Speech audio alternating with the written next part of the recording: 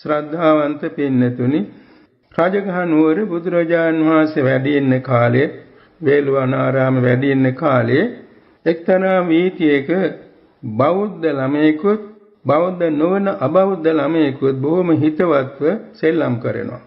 දෙන්නගේම ගෙවල් දෙක තියෙන්නේ මූණට මූණ එකම පාරක් අයිනේ.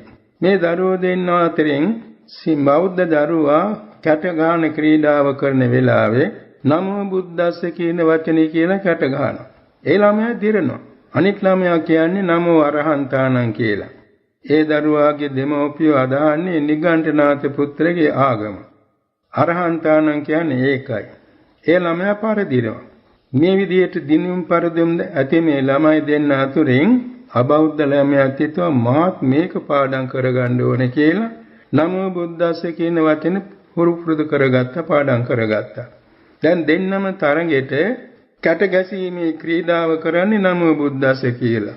දෙන්නම ඉතින් ජය පරාජය පිළිගන්න සිද්ධ වෙනවා.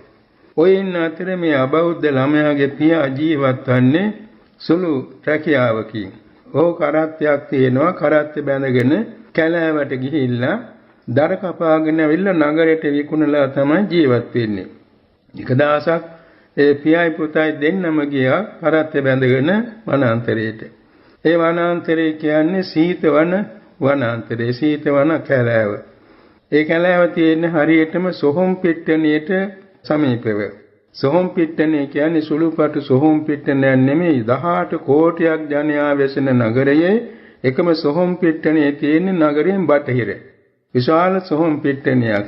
ඒ කාලේ අද වාගේ මේ ආදාන කිරීම, භූම දාන කිරීම අඩුයි. බොහෝ සෙයින් කරන්නේ ඒ මූර්ත ශරීරෙ ගිහින් දාලා එන එකයි.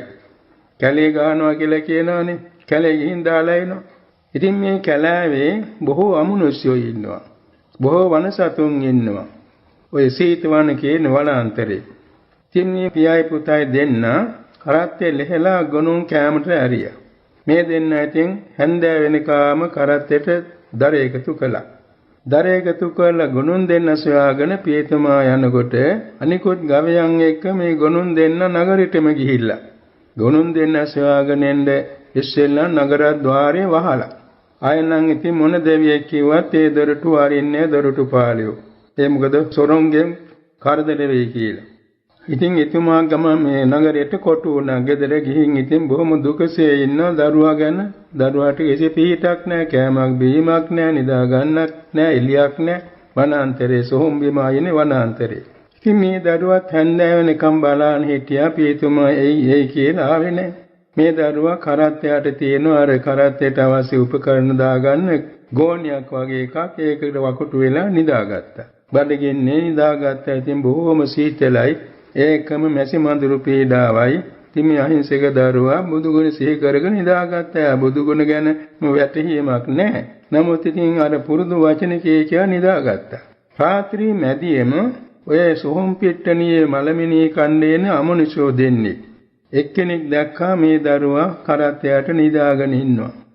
අනිත් එක්කෙනාට කිව්වා අද නම් උණුවේ ප්‍රශ්නේ පිටින් කෑමක් ගොදුරක් තියෙනවා.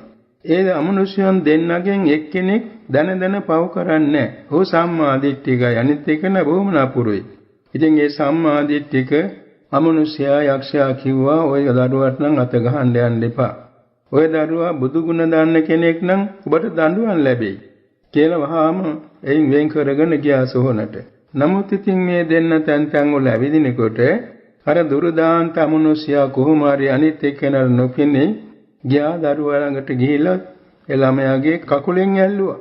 ඒ ළමයා තිගැස්සෙලා අවදුනේ නමෝ බුද්දස්ස කියලා. ඇත්ත වශයෙන් මේ අමනුෂ්‍යයා පුදුම විදිහට ඇතිගත්තා. මේ බුද්ධ කියන වචනේ පුදුම ආනුභාව ඇති වචනයක්. අමනුෂ්‍යයන් බොහෝම බයයි. මේ බුදු ගුණයට නපුරු අමනුෂ්‍යෝ බොහොම බයයි. ඉතින් ඒ වෙලාවේ අමනුෂ්‍යයා තැති ගන්න වෙවුලන්න ගත්ත. අනිත් එක්කෙනා දැකලා කිව්වා ඕක නෙන්නම් මම කිව්වේ. ඇයි මේ අහිංසක දරුවගෙන් පයෙන් ඇල්ලුවේ? මේ දරුවා බුදු ගුණ කියන දරුවෙක් නේ. වහාම දඬුවම් ලබන්න ඕනේ. නැත්නම් සවයිසරණ දිව්‍ය රාජාංගෙන් දඬුවම් ලැබෙනවා. එනිසා මව්පියන්ගේ වෙස්යෙන් අපි දෙන්න ඉන්න ඕනේ. ඔබ ගිහිල්ලා වහාම රජවාසලෙන් දරුවාට ආහාර ගෙනල්ලා කවන්න ඕනේ. දැන් බඩගින්නේ ඉන්නේ. ඉතින් මේ දෙන්න මව්පියන්ගේ වෙස්යෙන් පෙනී හිටියානේ. ඒ වෙලාවේ මේ දරුවාට කිසි බයක් නැහැ. කිසිම බයක් නැහැ. ඉතින් අම්මා තාත්තා ඉන්නවා. එයින් එක්කෙනෙක් ගියා එතන අහසෙන් යන්න පුළුවන් නේ.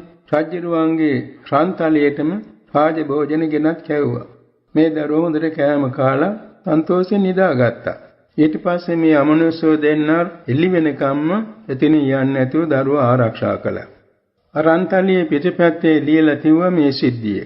මේ විදිහේ මේ බුදු ගුණ දන්න දරුවෙකුට අමනුෂ්‍යෝ දෙන්නෙක් ඇවිල්ලා එක්කෙනෙක් කරදර කළා. ඒ පස්සේ යැත්තු අඬුවන් විදීමක් වශයෙන් මේ දරුවාට රාජ භෝජන ගෙනත් මේ රන්තලියෙන් කෑම දුන්නා. ඒ නිසා මේ දරුවාගේ වරදක් නැහැ. අමනුෂ්‍යයන්ගේ කටයුත්තක් කියලා පිටපැත්තේ ලියලා තියලා කරත් උඩ තියලා ඒගොල්ලෝ අතුරුදහන් වුණා. උදේ එළි වෙනකොට මාපියෝ දෙන්න නැහැ. නමුත් දරුවා දැන් ඉතින් කිසි බයක් නැහැ. හොඳින් සුවසේ අවදි වුණා. එතකොට පීතුමාටත් උදේ නියමිත වෙලාවට ගේට්ටුව ඇරලා ඉතින් මේ රැය තිස්සේ නිින්දක් නැතුව දරුවා ගැන දුකින් වේගෙන් ගවයන් දෙන්න එක් කරගෙන ආවා. ඇවිල්ලා මේ කරත් ළඟට එනකොට දරුවා බොහොම සිනහ වේගෙන ඉන්නවා. ඉතින් කතා කළා කොහොමද රැය නිින්ද ගියාද? ඉතින් කිව්වා මේ අම්මා තාත්තා මන් ළඟට ආවා. මට කෑමක් දුන්නා. කෑම දේවි වාජනේ මෙන්න මේ කරත් උඩ ඇති. ඉතින් මේ මං බොහොම සැපෙන් හිටියා කියලා. මේක නම් පුදුම සිද්ධියක්. ඉතින් පස්සේ කරත්තේ බැඳගෙන දෙන්නම ආවා. ඔය අතර රජතුමාට උදේ ආහාර පිළිගන්වන රන්තලියේ සොයනවා කිසි කෙනෙකුට හොයාගන්න නැහැ. රාජපුරුෂයෝ සෑම වීථියකම සොයනවා. හැමතැනම සොයනවා. ඔය අතර මේ කරත් යන වීථියට ආපු රාජපුරුෂයාට පෙවුණා දිරේලියෙන් මේ රන්තලියේ දිලිසෙනවා කරත්තේ දර උඩ. මේ දෙන්න නවත්තලා ඇහුව කොයි රන්තලිය බලන්න මේ තලිය බලන්න ඕන. බැලුවාම රජුරුවන්ගේ රන්තලිය. පස්සේ මේ දෙන්නම එක්කරන ගියා රජුරුවනකට මේ දේවයන් වහන්සේ මෙන්න මේ දෙන්න තමයි රන්තලියේ පැහැරගෙන ගිහින් තියෙන්නේ. නමුත් අර රන්තලියේ පිටපැත්තේ කාරණේ লীලා තියෙන නිසා රජුරුව තේරුම් ගත්ත කාරණේ. මේ දැනට හොඳට උදේට ආහාර පාන සංග්‍රහ කළ කිව්වා ඔබ දෙන්න හරි වාසනාවන්තයි. මේ රන්තලියේ লীලා තියෙන පුදුම දෙයක්. ඔබ දෙන්න අපි තුන්දෙනාම යන්න ඕනේ බුදුරජාන් වහන්සේ සම්මුඛ වෙන්න. ඒ නිසා කියලා දෙන්නම එක ගියා බුදුරජාන් වහන්සේ ළඟට. කවදාකවත් බුදුරජාන් වහන්සේ දැකලා නැහැ, වැඳලා නැහැ, බණ අහලා නැහැ. පස්සේ මේ රජතුමාම බුදුරජාන් වහන්සේගෙන් ප්‍රශ්නයක් ඇහුවා ස්වාමීනි මේ සැපෙන් නිදා ගන්න පුළුවන් වෙන්නේ සැපෙන් අවදි වෙන්නේ බුදු ගුණ සිහි කිරීමෙන් පමණක්ද කියලා. බුදුරජාන් වහන්සේ කරුණු 6ක් දේශනා කළා. මහරජේ බුදු ගුණ සිහි කිරීමෙන් සැපෙන් නිඳ යනවා. ඒ වගේම දහම් ගුණ, සංඝ ගුණ, ඒකම කායගත සතිය. ඒ වගේම කරුණා භාවනාව, මෛත්‍රී භාවනාව. මේ කියන භාවනා 6 එකින් එකට ඒ ආනිසංස ලැබෙනවා. කියලා පහදා ගාථා 6කින් ධර්ම දේශනා පැවැත්තුවා. කවදාකවත් මේ බුදුබණ අහලා නැති මේ පියයි පුතයි දෙන්න මේ දේශනාව තුලින් පුදුම පැහැදීමකටපත් වෙලා ඒ මොහොතේම සෝවාන් මඟඵල නිවන් සුව ලැබුවා. ඒතොර සසර පාරමී පුරාණාපු දෙන්නේ මාර්ගඵල ලබන්න පුළුවන් වුණා බණ ඇසූ පමණින්. ඉතින් මේ දෙන්න හරි වාසනාවන්ත වුණා. රජුරෝ බොහොම ස්තුති කළා. ඒ දෙන්න පිටත් කළා. ඊළඟට මේ දරුවා කල්පනා කළා මම මේ විදිහේ වාසනාවන්ත වුණේ එක වචනයක් භාවිතා කරලා. නමෝ බුද්දස්ස කියන වචනේ භාවිතා කරලා. ඒ නිසා මම මේකට වඩා තවත් ඉගෙන ගන්න ඕනේ ධර්මයේ. ඒ සඳහා බුද්ධ ශාසනයට ඇතුළත් වෙන්න ඕනේ කියලා මව්පියන්ට වැඳලා බුදුරජාන් වහන්සේ ළඟට පැමිණ පැවිදි වුණා. පැවිදි වෙලා බණ භාවනා වඩලා සියලු කෙලෙස් නැසා රහත් වුණා. උන්වහන්සේට නමක් භාවිතා වුණ බොහෝ දෙන අතර භූතපාල ඉස්තවරයන් වහන්සේ කියලා. භූතපාල ඉස්තවරයන් වහන්සේ කියන්නේ මේ අමනුෂ්‍යයන් විසින් ආරක්ෂා කරන ලැබූ ඉස්තවරයන් වහන්සේ. ඒ ආශ්චර්ය සිද්ධියක්. ඉතින් අර කාරණා සහිත තමයි හැම දෙයක් සිද්ධ වෙන්නේ හේතුඵල අනුව. මේ දෙන්නා සසර පෙරම් පුරාගෙන වෙත් තිබුණාට යම්කිසි අවාසනාවකදී නිගණ්ඨනාථ පුත්‍රගේ නාත්මේ ශ්‍රාවක වෙලා තිබුණා. එසේ නමුත් කල පින මතු වෙනවා. කල පින් වල ආනිසංස මතු වෙනවා. ඒ නිසා තමයි අර සොහොන් පිට්ටනිය අයිනේ වනාන්තරේ මේ දරුවා තනි වුණේ. ඒ නිසා අමනුෂ්‍යයන් දෙන්නෙකුගේ සහාය ලැබුණේ. එක වචනයක මුල් කරගෙන බිම්බිසාර මහ රජුරුවන් සමීපයටත් යන්න ලැබුණා. රාජ භෝජන අනුභව කරන්නත් ලැබුණා. මේ ඔක්කොම සිද්ධ වුණේ සසරදී කරගෙන ආපු කුසල ධර්මයන්ගේ උපනිශ්‍රේ නිසායි. උපනිශ්‍රේ කියන්නේ හේතු කාරණා නිසායි.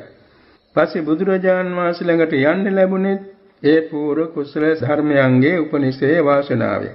බුදුබණ අහන්න ලැබුණෙත් ඒ නිසායි. බුදුබණ ඇසීමේදී සෝවාන් ඵලයටපත් වෙන්න වාසනාව උනේ බොහෝ ಜಾති වල නිවන්පත කුසල රැස්පත් කරගෙන සිටියේ නිසායි. මෙන්න මේක නිසා අපි සිතන්නට ඕන අපි වැඩියෙන් මේ උත්තරීතර බුදු ගුණ භාවනා කරන්න අපි පුරුදු වෙන්න ඕන, අදිෂ්ඨාන කරගන්න ඕන, යෙදෙන්න ඕන.